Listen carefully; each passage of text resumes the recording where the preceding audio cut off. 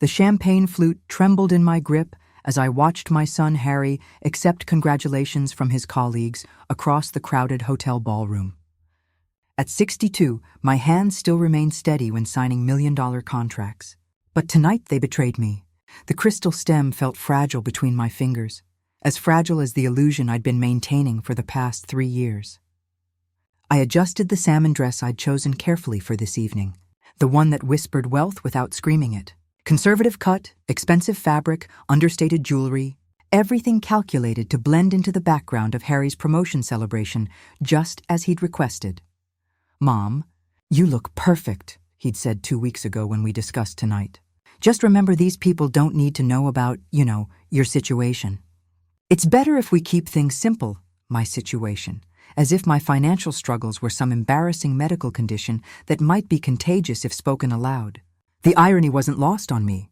3 years ago, I'd been Rachel Adams, CEO of Adams Industries, the manufacturing company my late husband Freddie and I had built from nothing into a $40 million empire. Now I was Rachel Adams, the woman who made ends meet by cleaning houses and serving coffee at Harry's dinner parties, living in a cramped studio apartment across town while my former mansion sat empty, waiting for the market to improve enough for a decent sale. The recession had been brutal. Poor investments, a scandal involving my former CFO that I'd known nothing about, and legal fees that drained our accounts faster than I could comprehend. Freddie's death from a heart attack 2 years into the crisis had left me to navigate the collapse alone. By the time the dust settled, I'd lost everything except my pride. And apparently I was losing that too. One humiliating evening at a time, "Rachel," a warm voice interrupted my brooding. Bella Taylor, Harry's boss from the investment firm, approached with her characteristic confident stride. Her silver hair was perfectly styled, her black cocktail dress impeccable at 55, and she commanded every room she entered. "Bella, congratulations on the promotion. Harry is lucky to work for someone like you." I forced brightness into my voice, falling back on decades of corporate social skills. "Oh, he's the lucky one tonight. Regional manager at 34 is impressive, but he's earned it." She paused, studying my face with sharp eyes. "You must be so proud. Though I have to say, you look familiar. Have we met before tonight?" My chest tightened. "I don't think so. I would have remembered." Bella's gaze lingered. "Well, I'm terrible with faces anyway. Tell me, what do you do? Harry mentioned you were between jobs." "Between jobs? Is that what he told them?" I swallowed the bitter taste in my mouth. "I'm exploring my options. Smart approach. The market's been challenging, but things are turning around. What's your background?" Before I could answer, Harry materialized beside us, his face flushed with champagne and success. At 34, he carried himself with the confidence of someone who'd never truly failed at anything important. His dark hair was perfectly styled, his suit tailored to perfection. Paid for, I knew, by his impressive salary and signing bonus. "I see you two have met," he said, sliding an arm around Bella's shoulders with practiced familiarity. "Bella, this is Rachel. I told you about her. She's my late father's cousin who needed some help getting back on her feet. She makes a mean cup of coffee." The words hit like a physical blow. Late father's cousin, the woman who'd given birth to him, who'd sat beside his hospital bed through pneumonia at age 7, who taught him to drive and helped him through his divorce 2 years ago, had been reduced to a distant relative requiring charity. Bella's expression shifted subtly, polite interest cooling to obligatory courtesy. "How nice of Harry to help out family." "She's been great," Harry continued, apparently oblivious to my shocked silence. "Really takes care of the house. Oh, and her coffee is seriously the best. I keep telling her she could work at one of those fancy coffee shops downtown." Coffee shops? As if my Harvard MBA and 30 years of business experience qualified me for nothing more than serving lattes to 20-somethings. "That's lovely," Bella said, though her attention was already shifting toward a group of executives near the bar. "Well, I should mingle. Rachel, it was nice meeting you. Harry, we'll talk Monday about the Henderson account." She began to turn away, but something in her expression stopped her. A frown creased her brow as she looked at me more intently. "Wait," she said slowly. "Rachel, what's your last name?" "Adams," I replied quietly. The color drained from Bella's face. Harry looked confused, glancing between us with growing unease. "Rachel Adams," Bella repeated, her voice barely above a whisper. as in Adams Industries. The ballroom seemed to fade around us. Other conversations continued. Glasses clinked. Laughter echoed from various corners, but our small circle had become an island of sudden electric silence. "Yes," I said simply. Harry's champagne glass slipped from his fingers, shattering against the marble floor with a sound that seemed impossibly loud. Several nearby guests turned to look, but I kept my eyes fixed on Bella's stunned expression. "Oh my God," Bella breathed. "You signed my paycheck last year when Taylor Holdings was negotiating that supply contract with your company right before the buyout. I remember your signature on the final agreement." Harry's face had gone white. "What? What are you talking about? Your father's cousin?" Bella's voice carried a note of incredulity that cut through the ambient noise of the party. "Harry, this is Rachel Adams. She ran one of the largest manufacturing companies in the state. Her signature was worth millions." The silence that followed was deafening. I could feel other conversations slowing, heads turning our way. Harry opened his mouth, closed it, opened it again like a fish gasping for air. "That's impossible," he finally managed. "She's just... she cleans my house. She makes coffee." "I imagine she makes excellent coffee," Bella said dryly.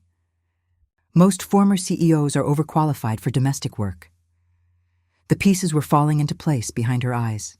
I could see her connecting dots, remembering details from the business pages. The scandal that had brought down Adams Industries. The mysterious disappearance of Rachel Adams from Denver's social scene. "You lost everything," she said. Not a question, but a statement of dawning understanding. "Not everything," I replied, my voice steady despite the earthquake happening in my chest. "I still have my son." Harry looked like he might be sick. "Mom, I can explain. Can you?" The question came out sharper than I intended. Around us, I became aware of a growing circle of attention. His colleagues, the people who had just watched him accept accolades for his professional success, were now witnessing something far more complex and uncomfortable. Bella's expression had shifted from shock to something harder to read. Professional assessment, perhaps, the look of someone recalculating an entire situation. "Mrs. Adams," she said carefully, "I have to ask, are you currently employed?" The question hung in the air like smoke. Harry stepped forward, his hand reaching toward my arm, but I moved away before he could touch me. "No," I said clearly. "I'm not currently employed. I've been exploring my options." And in the meantime, I looked at my son, this successful young man who had just reduced me to a charity case in front of his peers. "In the meantime, I make coffee." The words carried weight I hadn't intended. Several people were openly staring now, and I could see the moment when Harry realized how this looked. The regional manager who just lied about his own mother's identity to his boss and colleagues. The man who'd presented his former CEO mother as a distant relative in need of handouts. "Jesus, Harry," someone whispered from the crowd.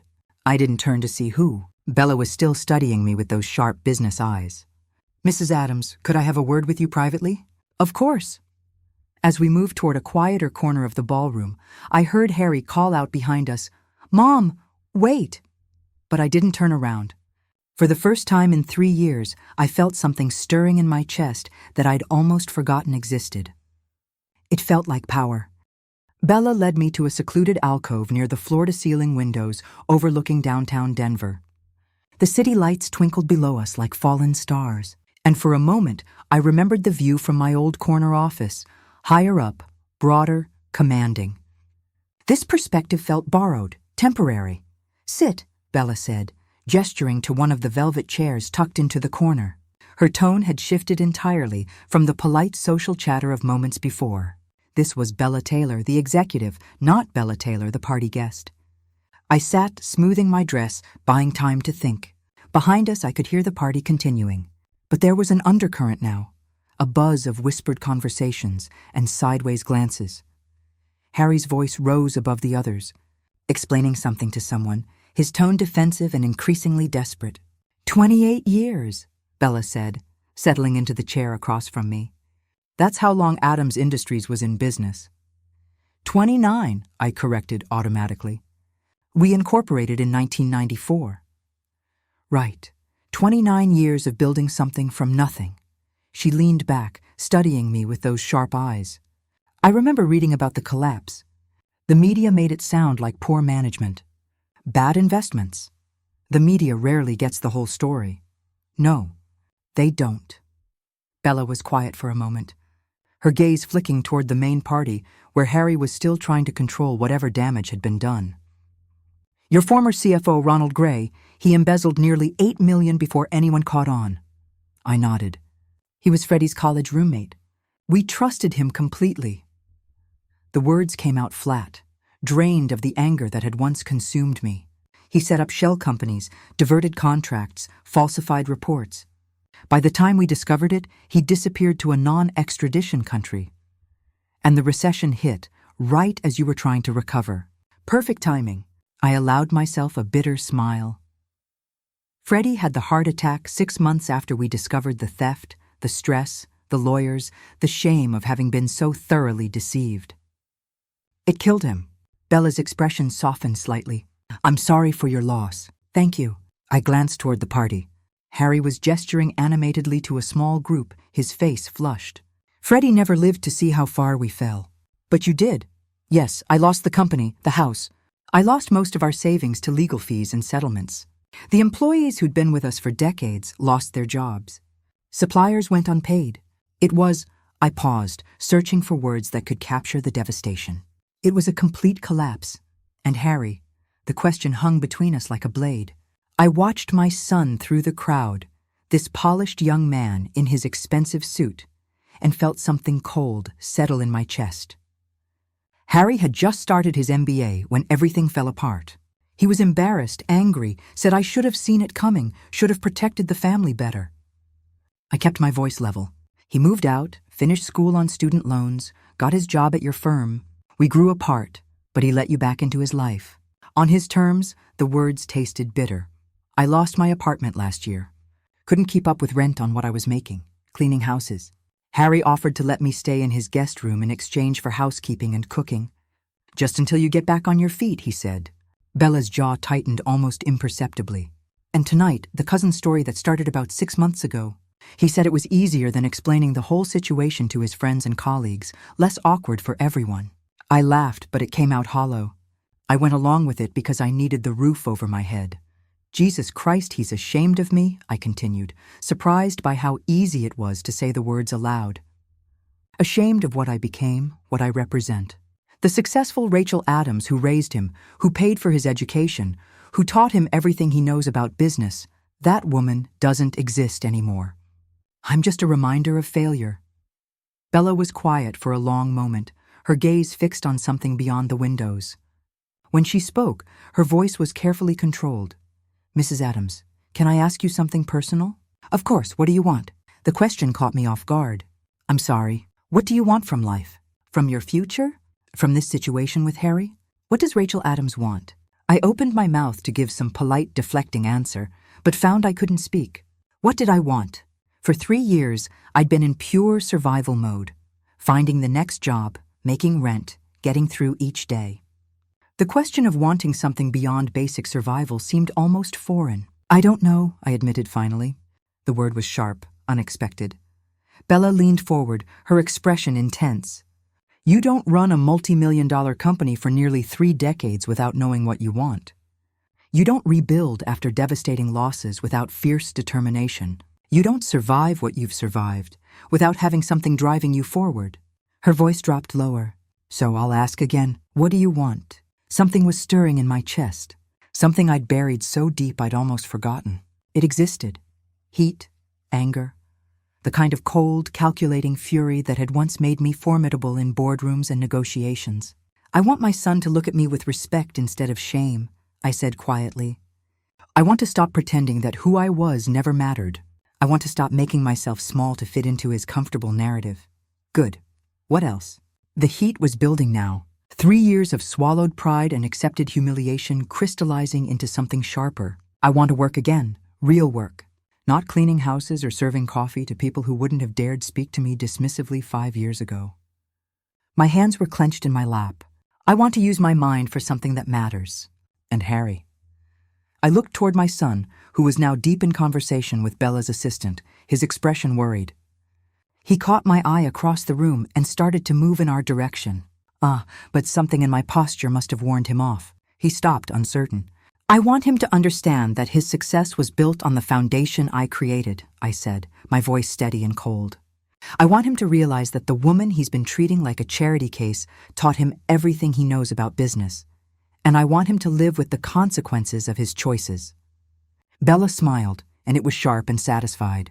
Now we're getting somewhere. She stood, smoothing her dress, then extended her hand to me. Mrs. Adams, I have a proposition for you. Taylor Holdings has been looking for a consultant to help us navigate some complex manufacturing contracts. Someone with extensive experience in industrial management and supply chain logistics. Her smile widened. The position pays $200,000 annually, plus benefits and equity options. The numbers hit me like a physical blow. $100,000. More than I'd made in 3 years of cleaning houses and accepting Harry's grudging charity. Why? I asked. Because you're Rachel Adams. Because you built something remarkable and survived its destruction with your integrity intact. Because any company would be lucky to have your expertise. Bella paused. Oh, and because your son just made it very clear to a room full of industry professionals that he's willing to lie about and demean the woman who raised him to protect his own image. I stood slowly, my legs unsteady. You're offering me a job. I'm offering you a chance to reclaim who you are. Across the room, Harry was watching us with growing alarm. He started toward us again, but Bella raised a hand that stopped him cold. There is one condition, she continued. The position would require you to work closely with our portfolio companies, including several that do business with major investment firms, including this one. Understanding dawned, including Harry. Including Harry. Bella's expression was businesslike, but I caught the glint in her eyes. I believe in transparency in all business relationships. Your son would naturally be informed about any new senior consultants working with our key partners. Naturally. So, Mrs. Adams, are you interested in exploring this opportunity? I looked at my son one more time. He was pale now, clearly panicked, probably beginning to understand that something fundamental had shifted in the last 10 minutes. The confident young executive who'd introduced his mother as a charity case was starting to realize the magnitude of his miscalculation. Yes, I said clearly. I'm very interested. Bella nodded with satisfaction. Excellent. Can you come to my office Monday morning? Say 9 how. I'll be there. Good. She started to walk away, then paused.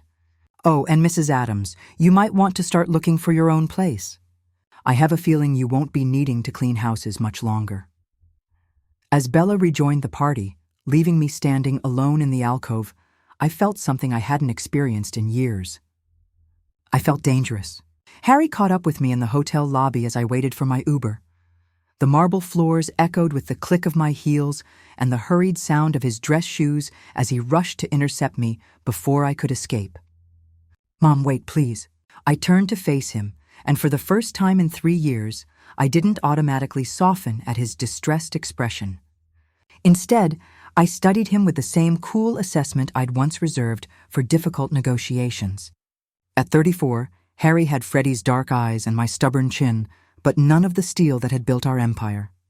What do you need, Harry? I need to explain about tonight, about what I said up there. Which part needs explaining? My voice was calm, almost conversational. The part where you introduced me as your father's cousin, or the part where you reduced 30 years of business experience to making a mean cup of coffee? He ran a hand through his perfectly styled hair, messing it for the first time all evening. It wasn't supposed to happen like this. Bella wasn't supposed to. I mean, how was I supposed to know she'd recognize you? So, your concern isn't that you lied about who I am. Your concern is that you got caught. That's not Mom. You don't understand how complicated this is for me. Enlighten me. Harry glanced around the lobby, noting the other hotel guests within earshot. He lowered his voice. Do you know what it's like having people look at you with pity? Having everyone wonder if you're going to fail like your family did? I've worked so hard to build my own reputation to prove that I'm not defined by what happened to the company. What happened to our company? I corrected. The company your father and I built. The company that paid for your education, your car, your first apartment security deposit. I know that, but the company whose profits funded your trust fund, which you cashed out to pay for business school when we lost everything. His face flushed. Yet, I paid you back for school, With money you earned using skills I taught you, working for people who respect expertise, I gave you the foundation to develop. I stepped closer, and Harry actually took a step back. You paid me back with a fraction of what you withdrew and called it generosity. Mom, please let me explain. No. The word came out sharp and final. I've spent 3 years listening to your explanations. 3 years accepting your charity. 3 years making myself smaller so you could feel bigger. I could see my Uber pulling up to the curb through the glass doors. I'm done explaining myself to you, Harry, and I'm done accepting explanations from you. What does that mean? I walked toward the exit, then paused and looked back at him. It means things are going to change. Mom, if this is about the job Bella offered, I stopped walking. How do you know about that? I saw you two talking. Then she came back and told Isaac that Taylor Holdings might be bringing on a new senior consultant. He was speaking quickly now, desperately. She said it was someone with extensive manufacturing experience who might be working closely with their investment portfolio companies, and that includes the firm I work for. She basically told my colleagues that you'd be consulting on deals that could affect my accounts. His voice cracked slightly. Do you have any idea what this could do to my career? The question hung between us like a challenge. I looked at my son, this man I'd raised, sacrificed for, loved unconditionally, and felt the last of my maternal softness crystallize into something harder. No, Harry, I don't know what this could do to your career, but I'm very interested to find out. I left him standing in the lobby and walked into the cool Denver night. Monday morning, I stood in the elevator of the Taylor Holdings building, watching the floors tick by toward the 32nd level. I wore my best suit, charcoal gray, tailored 5 years ago when such things mattered. It still fit perfectly, still commanded attention. I'd forgotten how armor could feel when it was cut properly. Bella's office was impressive. Floor-to-ceiling windows, modern furniture that whispered rather than shouted wealth, and walls lined with awards and photographs from 3 decades in investment banking. She gestured me to a chair across from her massive desk, then surprised me by coming around to sit in the chair beside mine instead. How do you feel? She asked without preamble. Different? Good? Different? Or terrifying different? I considered the question. Both, Bella laughed. That's exactly the right answer. Are you ready to talk specifics? For the next 2 hours, we discussed the position in detail.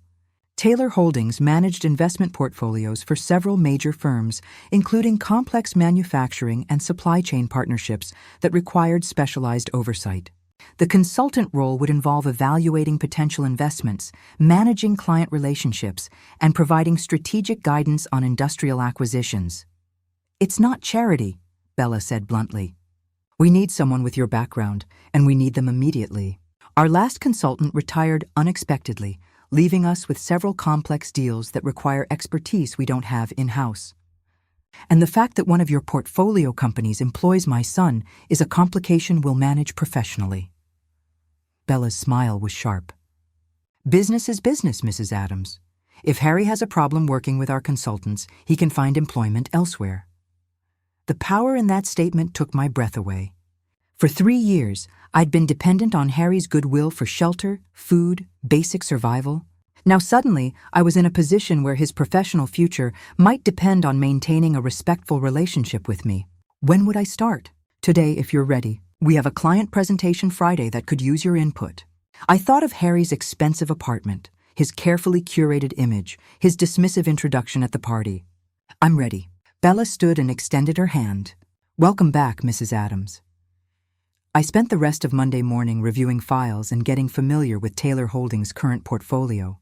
By lunch, I was deep in analysis of a potential acquisition that would directly impact 3 of Harry's major accounts. The irony wasn't lost on me. After years of making his coffee, I was now in a position to influence deals worth millions to his firm. At 2, Bella's assistant knocked on my temporary office door. Mrs. Adams, there's a Harry Adams here to see you. He says he's your son. I looked up from the contract I was reviewing. A complex manufacturing deal that would require careful navigation of environmental regulations and union negotiations. Exactly the kind of challenge I'd missed desperately during my exile from the business world. Send him in. Harry entered tentatively, looking around the office with obvious surprise. It wasn't large, but it was professional, well-appointed, and had a view of the mountains that stretched endlessly toward the horizon. "Nice office," he said, attempting casual conversation. "It serves its purpose." I didn't look up from my papers. "What can I do for you, Harry?" "I wanted to talk about Friday." "What about Friday?"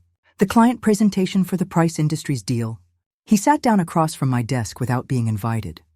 "That's one of my accounts." Now, I did look up, is it? "You know it is, Mom. We need to discuss how this is going to work." "Do we?" I leaned back in my chair, studying him. "I was under the impression that Taylor Holdings hired me to provide consulting services. I wasn't aware that required your approval." "That's not what I meant." He was struggling to maintain his professional demeanor. "I just think we should establish some boundaries, keep our personal relationships separate from work." "What personal relationship?" The question hung in the air like smoke. Harry blinked, taken aback. "We're family, Mom, are we?" I stood and walked to the window, my back to him. "Because 3 days ago, you introduced me to your colleagues as your late father's cousin who needed charity.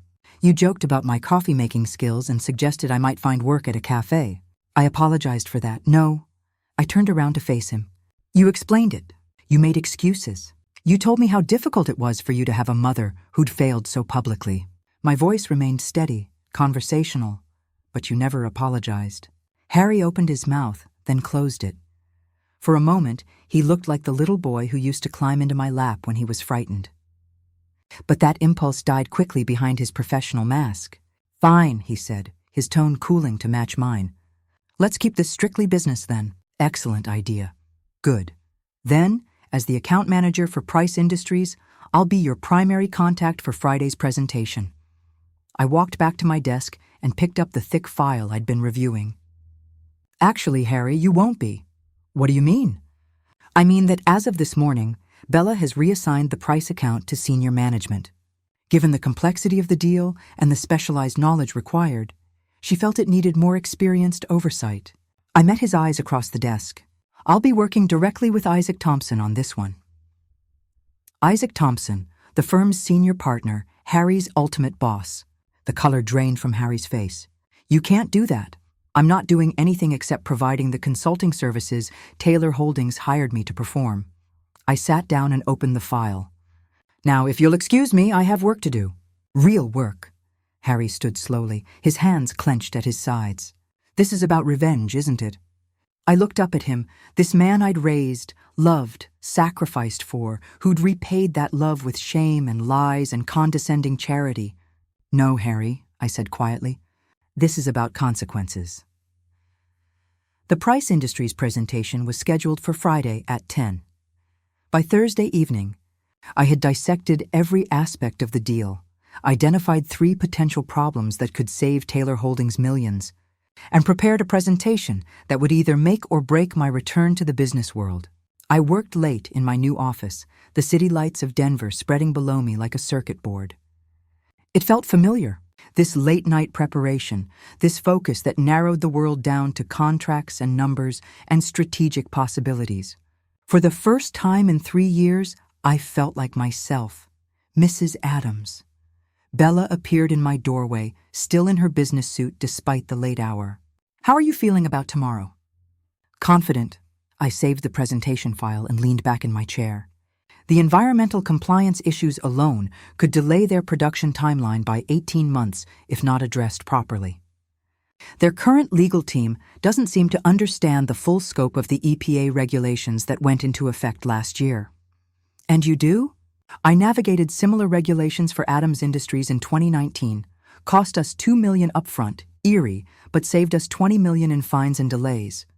I closed my laptop. Experience has its advantages. Bella smiled and stepped into the office, closing the door behind her.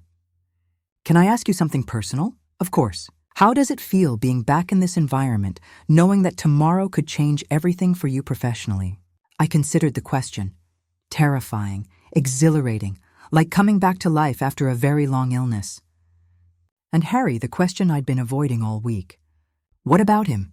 He's been asking around about you, about the presentation tomorrow, about your role here. Bella sat down across from my desk. "He seems concerned." "He should be. Rachel." Bella's voice was gentle but firm. "I need to know that this isn't just about getting back at your son. I believe in you professionally, but I can't have family drama affecting our client relationships.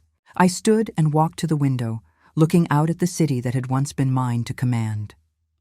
5 years ago, I employed 800 people. Their families depended on the decisions I made, the contracts I negotiated, the leadership I provided.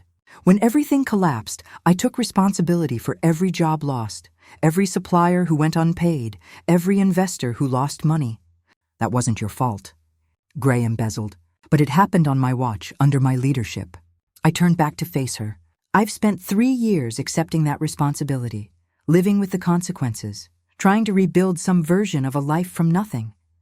And Harry has spent 3 years pretending I never existed in any meaningful way, erasing the woman who built the foundation his success stands on, treating me like an embarrassing charity case who happened to share his last name. My voice remained steady, controlled. Tomorrow isn't about revenge, Bella. It's about showing him who he actually is and who I've always been. Bella studied me for a long moment. And if he can't handle working with the real you, then he'll have to make a choice about what kind of man he wants to be. Friday morning arrived, gray and drizzling, the kind of Denver weather that made the mountains disappear behind a wall of clouds. I chose my armor carefully, the salmon suit I'd worn to Harry's party, but this time paired with the pearl necklace Freddie had given me for our 20th anniversary. Professional, commanding, unmistakably expensive. The Taylor Holdings conference room was impressive. Polished mahogany table, leather chairs, walls lined with awards and photographs of successful deals. Isaac Thompson, the senior partner, was already there when I arrived, along with 2 junior associates and the legal team. The Price Industries executives would arrive at 10. Mrs. Adams. Isaac stood as I entered, extending his hand with genuine warmth. At 58, he carried himself with the confidence of someone who'd never doubted his place in the world. I've been looking forward to this. Bella speaks very highly of your work. Thank you. Mr. Thompson, I'm pleased to be here. Please, call me Isaac. We're not formal here. He gestured to the seat at his right hand. I understand you've identified some potential issues with the environmental compliance aspects. Several, actually. The timeline Price has proposed doesn't account for the new EPA regulations that went into effect in January. If we proceed as planned, we're looking at significant delays and potential penalties. Isaac's expression sharpened with interest. How significant? Conservative estimate, 18-month delay, $50 million in penalties and remediation costs. Jesus. And you have solutions? I have recommendations. At exactly 10, Harry arrived with the Price Industries team. He stopped short when he saw me sitting at Isaac's right hand, his face going pale beneath his professional smile. Harry, Isaac said warmly. Perfect timing. I'd like you to meet our new senior consultant, Rachel Adams. She'll be leading the compliance review on this deal. We've met, Harry said stiffly. Have you? Excellent. Always good when our teams already have working relationships. The irony hung thick in the air. I met Harry's eyes across the table and saw fear there, mixed with something that might have been respect. For the first time in years, he was seeing me as I actually was, not as the diminished version he'd created in his mind. The Price executives were impressive, confident, well-prepared, clearly successful. Their CEO, Jaime Price, was about my age, with silver hair and expensive glasses that spoke of old money and older confidence. Mr. Thompson, Price said after the introductions were complete. We're excited about this partnership. Our production timeline is aggressive, but we believe it's achievable with proper investment support. We're equally excited, Isaac replied. However, our consultant has identified some potential compliance issues that we'd like to address before moving forward. He gestured to me, and I felt the familiar electricity of being the smartest person in the room, the one with answers others needed. Mr. Price, I began, my voice carrying the authority of decades of experience. Your current environmental impact assessment doesn't account for the revised EPA regulations that went into effect this January. Specifically, the new requirements for groundwater monitoring and waste disposal protocols in manufacturing facilities. Price's expression tightened slightly. Our legal team assured us we were in compliance with all current regulations. I'm sure they did. However, the regulations I'm referring to specifically impact facilities that produce the type of industrial components you manufacture. The monitoring requirements alone will add 6 months to your startup timeline, and that's assuming no contamination is discovered during the initial soil testing. Though one of Price's associates leaned forward, there's no indication of any environmental issues with the proposed site. The site was previously occupied by a chemical processing plant that closed in 1987. EPA records show incomplete remediation at that time. I opened my folder and pulled out a thick stack of documents. I took the liberty of requesting the full environmental history. You'll want to review pages 47 through 63 carefully. The silence in the room was electric. Harry was staring at me with something approaching awe, while Isaac's expression showed exactly the kind of impressed satisfaction I'd hoped for. Price was flipping through the documents, his confidence visibly shaking. This could delay our entire operation. It could, I agreed. However, now there are solutions. The remediation can be completed concurrently with the facility construction if properly planned. I've drafted a revised timeline that accounts for all compliance requirements while minimizing delays. I pulled out another document, the culmination of 3 sleepless nights of research and planning. This approach would add approximately 4 months to your initial timeline, but it eliminates the risk of regulatory shutdowns or penalties. More importantly, it positions you ahead of competitors who haven't anticipated these compliance requirements. Isaac was reading over my revised timeline, his expression growing more satisfied by the minute. This is excellent work, Rachel. Thorough, practical, forward-thinking. Thank you. Price was studying the documents, and I could see him recognizing the value of what I'd presented. Mrs. Adams, this level of detailed analysis, how long did this take you to prepare? 3 days? 3 days? He looked up from the papers. Our legal team spent 6 weeks on environmental compliance review. Sometimes experience makes the difference. Harry cleared his throat. Mrs. Adams, could I have a word with you privately? Isaac looked between us with mild curiosity. Is there a problem, Harry? No problem, I said smoothly. Just a brief consultation. Please excuse us for a moment. Harry followed me out of the conference room into a smaller meeting space down the hall. As soon as the door closed, his professional composure cracked. How did you do that? He demanded. Do what? Don't play dumb, Mom. That presentation was incredible. You made them look like amateurs. I did my job. No, you did more than that. You probably just saved Taylor Holdings millions of dollars and made Isaac look like a genius for hiring you. Harry ran his hands through his hair. Where has this woman been for the last 3 years? I looked at my son, this successful young man who was finally seeing me clearly, and felt something shift in my chest. Not forgiveness, not yet, but a recognition of possibility. She's been making your coffee, I said quietly, but I'm waiting for someone to remember who she used to be. Harry stared at me for a long moment, and for the first time in years, I saw something in his eyes that wasn't shame, pity, or embarrassment. I saw respect. Mom, he began, but I held up a hand. We should get back. Isaac will be wondering where we went. But as we walked back toward the conference room, I felt something I hadn't experienced in years, the satisfaction of being exactly where I belonged. The Price deal closed the following Wednesday with terms more favorable to Taylor Holdings than anyone had dared hope. Isaac called it a masterpiece of strategic consulting. The revised timeline I'd proposed not only eliminated regulatory risks, but positioned our client as an industry leader in environmental compliance, a selling point that had increased their projected market value by 12%. I was reviewing contracts in my office when Bella appeared in my doorway, champagne flute in each hand. Celebrating? I asked. Price just signed. Isaac wants to see you in his office at 4. She handed me a glass, her smile sharp with satisfaction.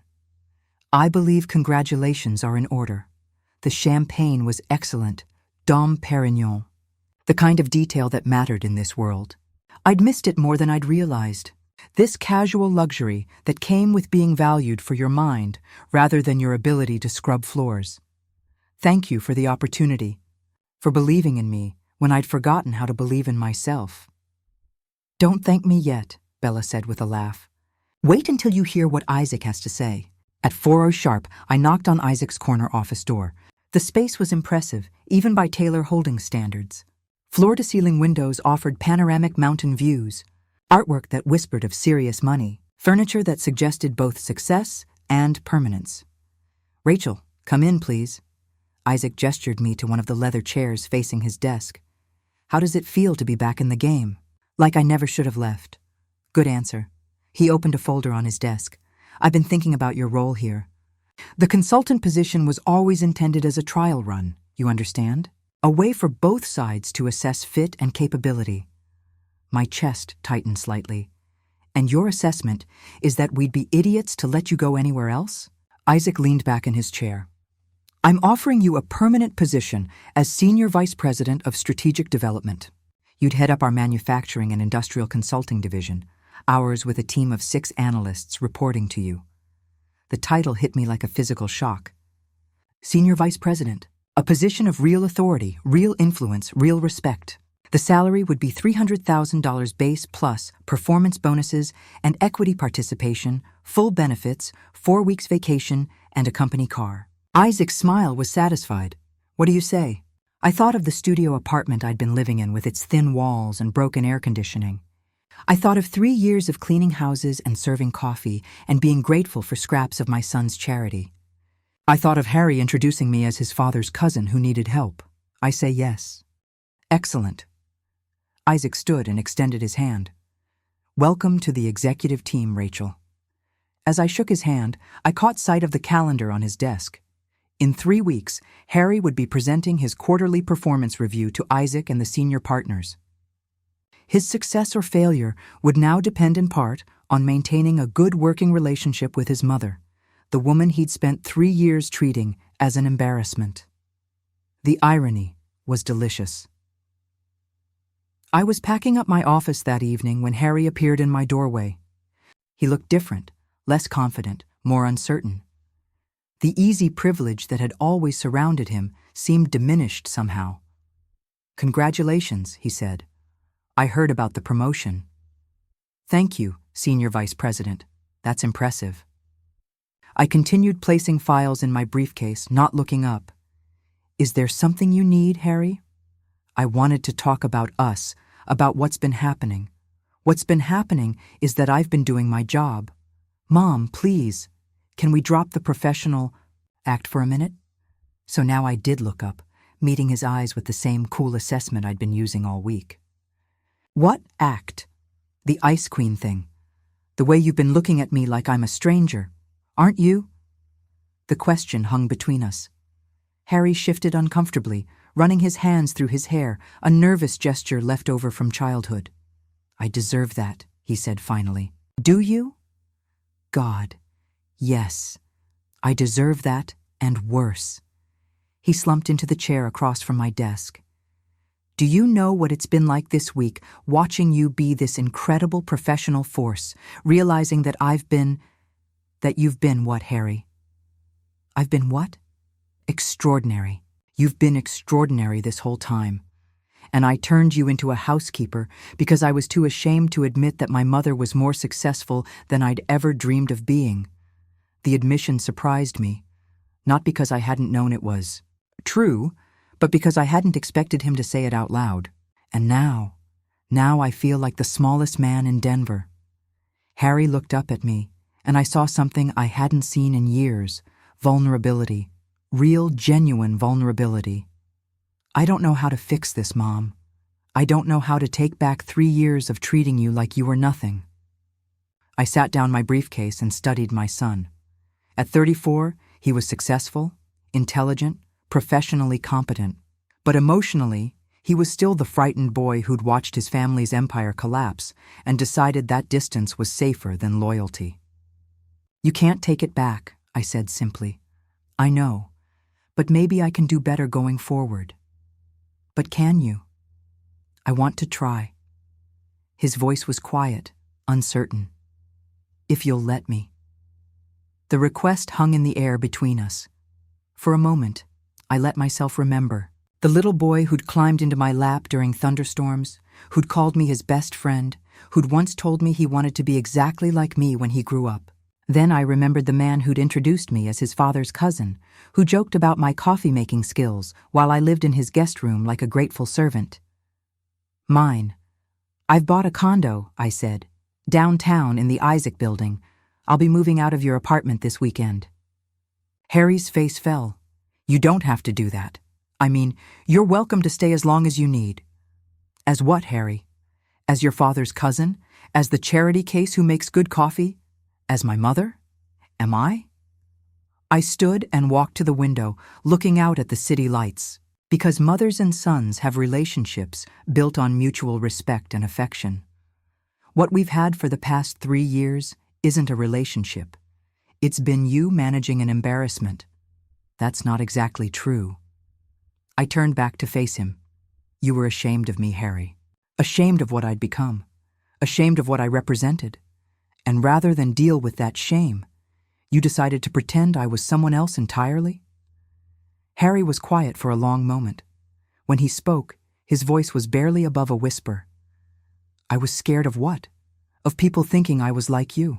That I'd fail the way you failed. That everything I'd built would collapse the way Adams Industries collapsed. He looked up at me with eyes full of pain. I was scared that if I admitted you were my mother, people would expect me to fall too. The honesty of it hit me harder than I'd expected. Not because it justified what he'd done, but because it explained it in a way that made sense. Well, then now I asked. Now I'm scared of something else. What? I'm scared that I've destroyed something I can never get back.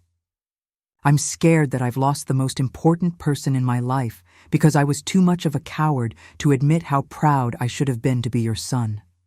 I studied his face, looking for manipulation, for calculation, for any sign that this was another performance designed to get what he wanted, but all I saw was genuine remorse and something that looked like grief. You haven't lost me, Harry, I said finally. But you have lost the version of me that was willing to accept whatever scraps of affection you were willing to offer. What does that mean? It means that if you want a relationship with me going forward, it will be on equal terms. I'm not your charity case, I'm not your embarrassment, and I'm not your servant. I'm Rachel Adams, Senior Vice President of Strategic Development at Taylor Holdings. I'm a woman who built a $40 million company from nothing and survived its destruction with my integrity intact. I moved back to my desk and picked up my briefcase. I'm also your mother, the woman who raised you, who taught you everything you know about business, who loved you unconditionally, even when you couldn't love me back. I paused at the door. If you can accept all of that, if you can be proud of all of that, then maybe we can find our way back to each other. And if I can't, I looked at my son one last time. This man I'd raised to be better than he'd chosen to be, and felt a strange sense of peace. Then you'll have learned that some choices can't be undone. Some bridges, once burned, can't be rebuilt. I opened the door. Or the choice is yours, Harry. It always has been. As I walked through the quiet offices toward the elevator, I felt something I hadn't experienced in years, complete control over my own life. Win or lose, sink or swim, the woman walking out of Taylor Holdings that night was someone I could be proud of. She was someone who had finally remembered her own worth. And that, I realized, was the only victory that had ever really mattered.